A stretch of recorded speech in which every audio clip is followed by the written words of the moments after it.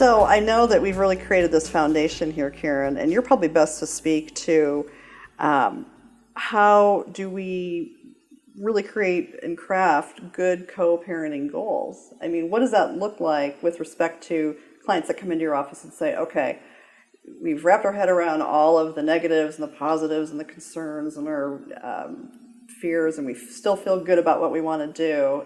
If these parents come to you first, what do you do to start them off on the right foot with respect to, say, logistics? Right. The very first thing we do is we sit down and I say, when your kids look back, when they're 25 or 30 years old and they look back to this time, what do you want them to know you did for them as co-parents?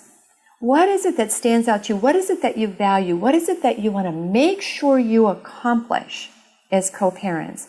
And parents say things like, I want to make sure our kids always know that they're loved and cared about, and always know that they're supported by both of us.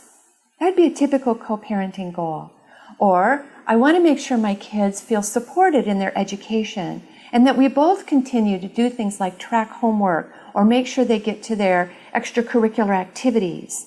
So, parents literally put their heads together. Yep, they're both in the room with me. Yep.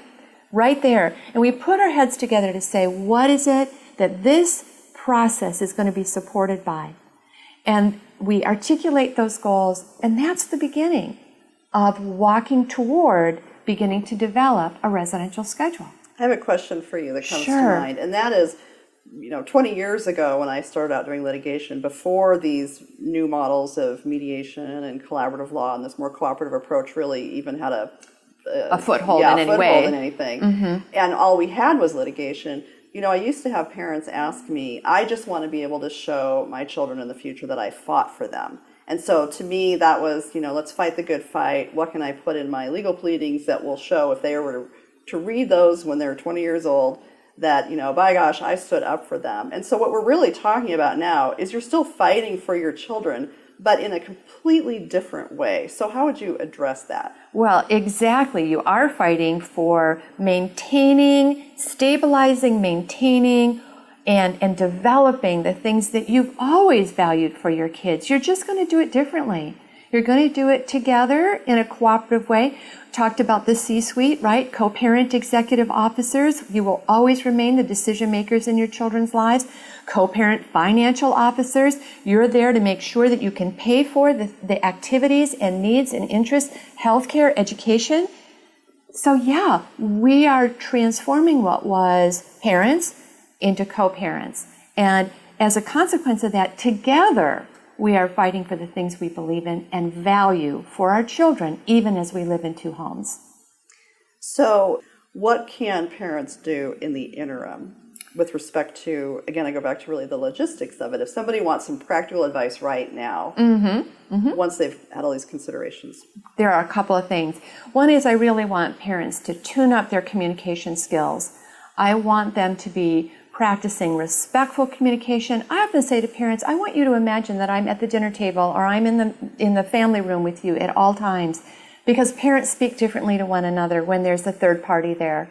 And so I know that they have a set of professional communication skills that they use in the workplace or with their colleagues that they can use at home that will definitely step up the quality of communication.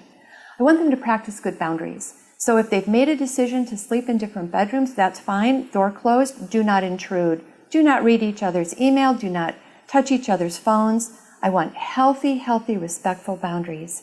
That's another thing. In terms of decision-making, let's try and do our same decision-making going forward until we've consciously made a decision to change it. That means let's maintain all of our financial agreements. We're not opening credit cards, closing credit cards, changing insurance coverage. We're not doing anything without complete agreement. That'll only break trust. And then lastly, I always say to parents, even if you're still living in the same house or you're living separately, you're parents first and dating second. Let's please keep those romantic options or opportunities way off on the side. That will serve your children extremely well and decrease the conflict and noise in the process of determining your parenting plan and your other divorce documents. I think you touch on some really important factors in there because so many people don't realize that a lot of parents actually continue to reside in the same home for several months. Correct. A lot of people go through a fairly long, thoughtful process before they actually consult with any other professionals with respect to their separation. I've had clients come and meet with me who have been separated for months, if not years sometimes, and figured out how to make that work before they decided they were going to legally change what their situation was. People say, when's the best time to seek legal advice? And I say, well, it's when you were about ready to change your status quo. Which are the things that you were already talking about. If you can maintain your status quo while everybody kind of gets the new lay of the land with respect to the children, right.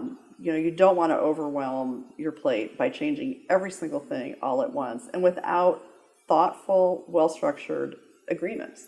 Correct.